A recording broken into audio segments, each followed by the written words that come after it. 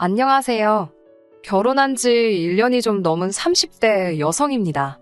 처음 써보는 사연이라 자꾸 썼다 지웠다를 반복하게 되네요. 원래 성격도 어디 가서 제 속 이야기를 터놓고 하는 편도 아니라서 더 그런 것 같아요. 남편과 저는 중학교 동창입니다. 친하게 지낸 사이는 아니고요. 중학교를 졸업한 이후로는 친구들을 통해 어느 고등학교를 다니고 대학은 어디에 갔는지와 같은 소식만 접했을 뿐 서로 직접 연락을 주고받을 정도는 못 되었네요.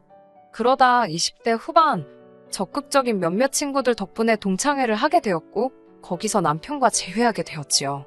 서로 다니는 회사도 가까웠고 일하는 분야도 비슷해서 무척 신기해했던 기억이 납니다. 공통점이 많다 보니 할 이야기가 끊이지 않았고 그러다 보니 같이 있는 시간이 즐겁게 느껴지더군요. 그렇게 저희는 자연스레 연인 사이로 발전하였고 결혼까지 하게 되었습니다. 남편에게는 2살 어린 여동생, 그러니까 신우가 있었습니다. 사실 여동생이 있다는 건 진작부터 알고 있었지요. 남편과 저, 그리고 신우까지 전부 같은 중학교를 다녔으니까요. 쉬는 시간만 되면 저희 반에 찾아와 준비물이 없다, 숙제를 안 했다며 오빠를 찾아대던 신우의 모습이 지금도 기억에 선명합니다. 남편 또한 신우에게 얼마나 상냥하고 다정했던지 친구들 사이에서 여동생밖에 모르는 바보로 소문이 나 있을 정도였어요. 그런 성격이 설마 지금까지 이어져서 저와 남편의 결혼 생활에 방해가 될 거라곤 상상하지도 못했지만요. 결혼하기 전에 시댁에 왕래를 했던 것도 아니고 따로 신우를 만나본 적도 없었으니 시댁 식구들이 어떤 사람들인지는 잘 알지 못했습니다. 남편도 자기 식구들에 대해서 이렇다 저렇다 이야기가 없었기에 저처럼 평범하게 부모님 계시고 형제자매 있고 그렇게 생각했지요. 하지만 본격적으로 결혼 준비를 하면서 신우에게 있었던 일을 알게 되었습니다.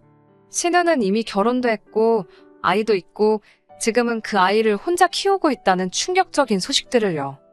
어쩌다 그렇게 된 거냐고 조심스레 물으니 남자가 아주 쓰레기 같은 인간이었다고 합니다. 사귀는 동안에도 신우에게 손찌검을 하고 신우가 우는 날이 많았다니까요. 그런 꼴을 다 봤는데 어떤 가족이 가만히 있겠어요? 온 가족이 나서서 신우에게 헤어지라고 그랬나 봅니다. 그런데 하지 말라면 더 하고 싶다더니 그 말이 맞는 건지 신우가 못 헤어진다면서 아예 그 남자랑 도망을 쳤다더군요. 어머님은 그 일로 식음을 전폐하시고 병원에 입원까지 하셨고요. 어쩌다 돈이 필요할 때를 제외하곤 연락도 없던 신우가 집으로 돌아온 건 정확히 집을 나간 지 10개월 만이었습니다. 집으로 돌아온 신우는 홀몸이 아니었고요. 남편도 나중에서야 알게 된 일이라며 덧붙이기를 애아빠란 작자는 그 와중에 바람까지 피웠던 모양입니다. 결국 신우는 이런 환경에서 아이를 낳을 수는 없다고 판단하여 집으로 돌아왔고 이미 만삭에 가까웠기 때문에 아이를 포기할 수도 없었다네요. 사정이 이렇다 보니 상대 남자에게 양육비 같은 건 기대도 할 수 없는 상황이었고 어쩔 수 없이 한동안은 시부모님께서 경제적으로 도움을 주셨던 모양입니다. 하지만 저희 시댁이 그렇게 돈이 많고 그런 집이 아니거든요. 시부모님께서는 은퇴 후 나라에서 나오는 연금으로 생활을 하고 계셨기에 다 큰 딸과 손자의 부양을 떠안을 정도는 못 되었지요. 결국 좋으나 싫으나 신우는 나가서 돈을 벌어야 하는 상황이 되었고 대신 육아는 자연스레 시부모님의 몫이 되었답니다. 다행히 신우가 아주 책임감이 없는 사람은 아니었던지라 집에서 멀지 않은 곳에 위치한 곳에 일자리를 구했다 하더군요. 이러한 사정으로 제가 남편과 결혼식을 올렸을 때 신우에겐 이미 10살 난 아이가 있었습니다. 친족하였다면 달랐을지도 모르겠지만 솔직히 피 한 방울 안 섞인 데다가 시조카의 성장 과정을 그동안 옆에서 지켜보면서 정이 든 것도 아니었으니 정이 가긴커녕 아예 관심도 그다지 생기질 않더군요.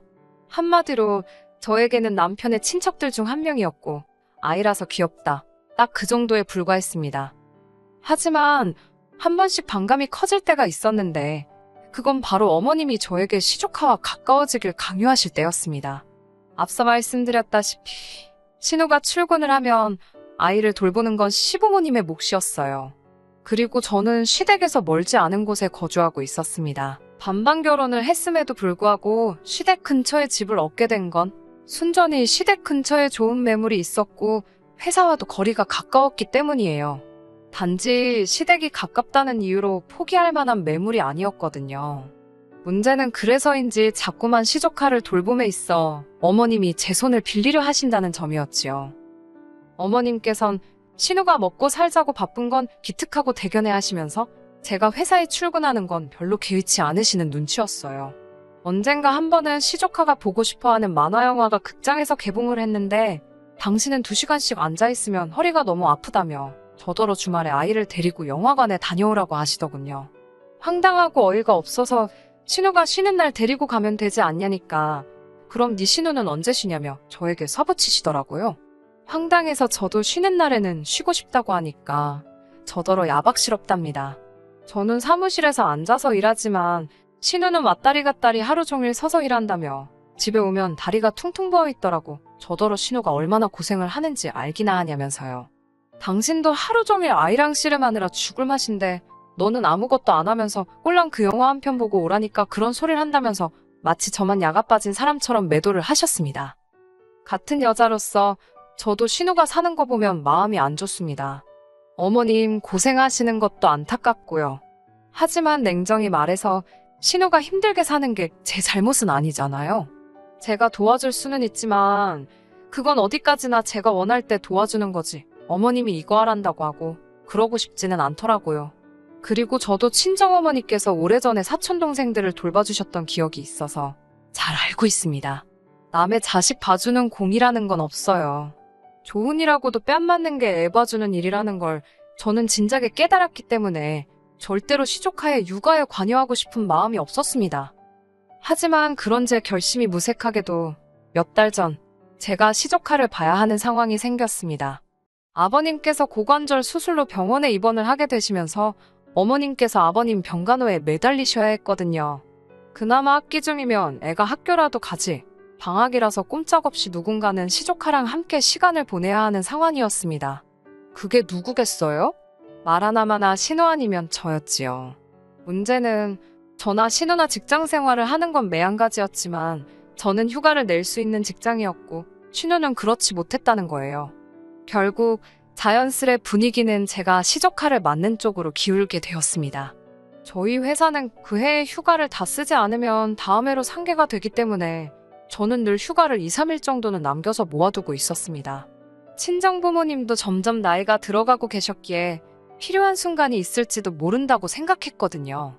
하다못해 병원이라도 가셔야 하면 제가 같이 가드리고 싶은 생각도 있었고요.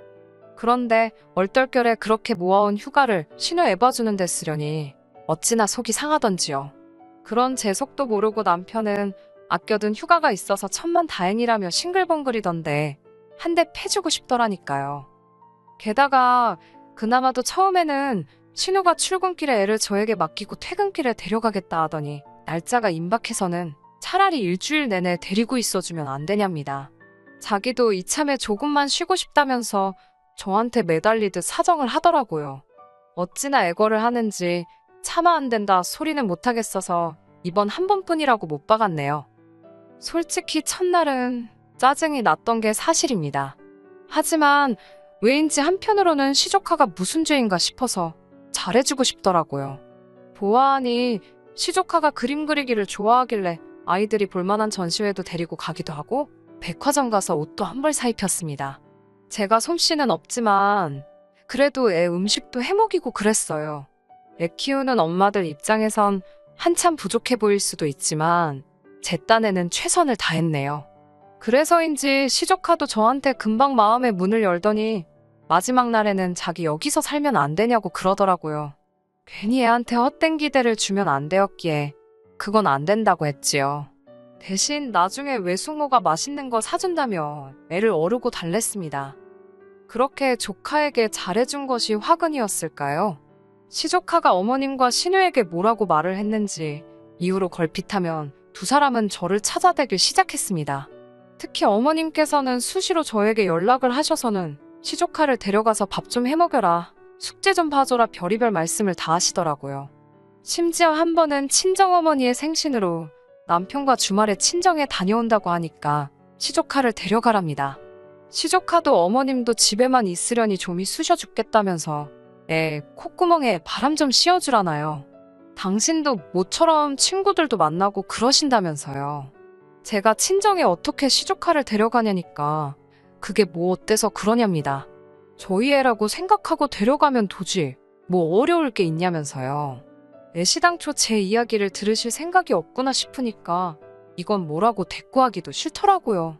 짜증이 나는 게 아니라 아예 귀찮더라니까요.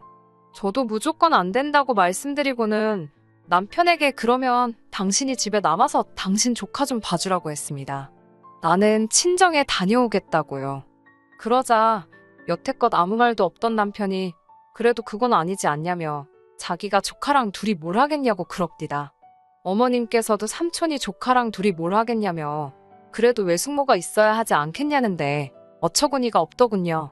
삼촌이란 사람도 자기 조카랑 같이 있길 거부하는데 외숙모가 웬 말인가 싶었으니까요. 결국 남편은 저와 저희 친정에 갔고 어머님이 시조카를 보셨지요. 솔직히 시어머니도 얼마나 답답하실지 이해는 됩니다. 신우가 책임감이 있다고 표현하긴 했지만 그래봤자 이제 30 조금 넘었고 솔직히 요새 30 조금 넘은 나이는 또 어머니 세대랑은 다르잖아요. 그래서인지 신우는 걸핏하면 시조카를 어머님께 맡겨놓고 밤새 술을 마신다던가 또 연애도 하는 것 같고 어머님도 나름대로 당신 딸이 안쓰럽고 불쌍하니까 뭐라고 하지도 못하시고 옴짝달싹 못하시고 시조카한테 묶여있으신 눈치였고요. 하지만 이게 이해하는 거랑 도와드리는 건 별개의 문제더군요. 하다못해 남편이 진짜 한 달에 1000만 원씩 벌어다주고 대출은 안 갚아도 되고 그래서 제가 아무 걱정 없이 전업을 한다면 어머님을 도와드릴 수도 있었을 겁니다. 하지만 저희도 저희 아이를 갖기 위해서 대출도 갚아야 했고 적금도 해야 했고 그러기 위해선 맞벌이를 해야만 했어요. 냉정하게 말해서 저희 코가 석잔데 돕긴 누굴 돕나요? 돕는다고 해도 한두 번이지 시조카 하나 키우자고 엄마인 신우부터 할머니인 어머님 그리고 외숙모인 저까지 매달릴 수는 없는 노릇이었지요. 하지만 어머님께는 눈앞에 보이는 당신 딸과 손자만이 전부였던 모양입니다. 얼마 전에 있었던 일입니다. 결정적으로 저와 남편이 이혼을 하게 된 이유이기도 하고요. 어머님께서 저와 남편을 집으로 부르셨습니다. 시조카의 장래에 대해 가족이 모여 대화를 나눠야 할 것 같다는 게 어머님의 말씀이셨습니다. 저는 솔직히 돈 달라는 이야기신가 싶었는데 이게 웬걸 진짜 돈 이야기래요. 시조카의 장래를 논하자던 어머님의 말씀과 달리 정작 도착한 집에 시조카는 없었습니다. 하긴 어른들끼리 이야기하는데 시조카야 있으나마나지 싶대요. 그렇게 어머님 아버님 저희 부부 그리고 신우까지 모였어요. 어머님께서는 길게 이야기하지 않겠다 하시면서 당신도 벌써 나이가 60 중반이고 아버님은 70이라며 사는 게 쉽지가 않다고 하셨습니다. 연금으로 두 분 입에 풀칠할 정도는 되지만 하루가 다르게 커가는 손자를 그러니까 시조카를 감당하기가 쉽지가 않답니다. 앞으로는 학원도 보내야 하고 돈 들어갈 일이 투성인데다가 부모의 역할도 중요한데 당신들은 너무 늙었다고요. 신우는 고개를 푹 숙이고 완전 죄인 모드로 있더군요. 제가 조심스럽게 그럼 어머님은 신우에게 돈을 하나도 안 받고 계시냐 물으니 어머님은 그까짓 거 몇 푼 받아서 반찬값이나 하고 나면 남는 것도 없다며 한숨을 내쉬셨어요. 신우는 저를 노려보더군요. 남편이 가만히 있으라고 눈치를 주길래 그냥 그러니 하시고는 말았습니다. 어머님께서는 그래서 말인데 우리는 다한 가족이지 않냐 하시면서 당분간 시조카를 저희 집에서 돌봐주면 좋겠다 하셨습니다. 예상치 못한 어머님의 말씀에 저는 크게 놀랐고 황당했습니다. 남편이나 저나 맞벌인 거 뻔히 아시면서 무슨 아이를 보라는 말씀이냐 하니 그러면 생활비를 보태랍니다. 애시당초 시조카를 돌볼 수 없다는 걸 뻔히 아시는 분이 아무 명분 없이 생활비 달라 소리는 못하시니까 핑곗거리를 삼으시려고 하신 말씀이었구나 싶더라고요. 제가 웃으면서 저희도 돈 모아서 저희 애 키울 준비를 해야 된다고 아주 정중하게 말씀드렸습니다. 그러자 어머님께선 아직 태어나지도 않은 애를 걱정하느라고 있는 애를 내깔려두자는 얘기냐며 저에게 역성을 내셨습니다. 아버님 역시 우리가 너희한테 우리 인생을 책임지라는 것도 아니고 앞으로 길어봤자 10년이랍니다. 한 달에 더도 말고 덜도 말고 70만 원만 보내래요. 당신들이 몇 번을 계산해서 나온 최저금액이랍니다. 70만 원이고 7만 원이고 그렇게는 못하겠다고 말씀드렸어요. 제가 한 달에 300 벌고 남편이 한 달에 280 정도 법니다. 둘이 합쳐 600이 안 되는데 이것도 많은 게 아닌 게 저희가 집을 사면서 대출을 많이 받았거든요. 어머님께 돈은 못 해드린다고 하자 크게 신경질을 내시면서 왜 저는 당신이 말을 하면 한 번도 내하고 순순히 대답하는 법이 없냐입니다. 시엠이 알기를 뭐로 알길래 맨날 무슨 말만 하면 안 돼요. 못해요 소리가 입에 붙었냐고요. 저도 네 하고 싶고 어머님과 잘 지내고 싶었습니다. 하지만 걸핏하면 돈 이야기 아니면 시조카랑 정 붙여야 된다는 말씀만 하십니다. 단 한 번도 오롯이 저희 부부에 대해서 뭘 물어보신다거나 걱정해 주시는 법이 없고 오직 당신 딸만 불쌍해 죽는 분이세요. 그러신 분이 되려 저에게 따지시니 뭐라 할 말이 없더군요. 그때 남편이 저에게 이야기를 좀 하잡니다. 그렇게 남편이 결혼 전 쓰던 방에서 이야기를 나누게 되었어요. 남편은 저더러 같은 여자면서 신우가 지금 얼마나 눈치가 보이고 속상할지 생각도 안 드냐입니다. 그래서 그렇게 불쌍하면 당신이 나랑 이혼하고 신우나 챙기면서 살라 했어요. 남편은 무슨 말을 또 그렇게 하냐면서 그냥 앞으로 딱 10년만 재테크한다 생각하면 되지 않냐입니다. 그러면 시조카가 나중에 얼마나 우리한테 잘하겠냐면서요. 멍청한 소리였지요. 제가 남편에게 당신 돌대가리냐고 생각도 안 하고 아무 말이나 하는 거냐고 막 뭐라고 했어요. 그러자 남편은 말이 너무 심하다면서 이러니까 어머님이 저를 불편해하는 거랍니다. 저도 지지 않고 불편한데 생활비 달란 소리를 어떻게 하시냐고 어이없다고 화를 냈지요. 그때 시어머니께서 방문을 열고 들어오시더니 꼴도 보기 싫다면서 저더러 결혼할 때 해온 것도 없는 게 어디서 목소리를 높이냐입니다. 참나 남편도 뭐 해온 거 없거든요. 반반 결혼하면서 해오고 말고가 어딨어요. 그때부터는 서로 다신 안 볼 사람들처럼 할 말 못할 말 주거니 받거니 아주 난리가 났고요. 결국 이럴 거면 다 때려치잔 말을 끝으로 이혼을 결심하게 되었습니다. 열받는 건 이 모든 게 어찌 보면 신우 때문인데 말 한마디라도 다들 그만하라 소리를 안 하대요. 눈치만 살살 봐가면서 나오지도 않는 눈물을 쥐어짜내는데 소름이 다 끼치더라니까요. 대출이 많이 끼어있는 아파트라서 팔리지도 않고 환장하겠더라고요. 결국 시세보다 많이 싸게 팔아서 속이 좀 상하긴 했습니다만 그래도 한편으론 후련하더라고요. 이혼 사유는 시댁의 무리한 요구로 인한 고부 갈등으로 소송을 걸려고 했는데 결혼 생활한 기간이 너무 짧아서 변호사 비용 빼주고 나면 위자료나마나 챙길 것도 없겠더라고요. 남편도 이점은 동의를 해서 서로 재산 정리만 하고 각자 갈 길 가기로 했습니다. 그렇게 이혼을 하고 한 달이나 지났을 때였을까요? 마치 영화 속 한 장면처럼 친정어머니와 길을 가다가 우연히 어머님과 마주쳤습니다. 친정어머니께선 먼저 어머님을 아는 체 하시며 이혼한 자식 둘 다 품에 끌어안고 사신이 좋으시겠다고 한마디 싸붙이시더군요. 물론 남이 보면 저희 어머니도 이혼한 자식인 저를 옆에 끼고 살고 계신 거니 독인 객긴이긴 한데 그래도 어머니가 먼저 써붙이신 게 너무 웃겨서 한참을 길에서 웃었네요. 지금은 뭐 바라는 건 없어요. 어차피 헤어졌으니까 악담할 생각도 없고 그냥 그쪽 가족들 모두 시족 하나 잘 키우고 살면 좋겠습니다. 저는 저대로 잘 살 거니까요. 끝까지 들어주셔서 감사합니다. 오늘의 사연은 여기까지입니다. 구독과 좋아요, 알람 설정 부탁드리고 더 좋은 사연으로 다시 찾아뵙겠습니다. 감사합니다.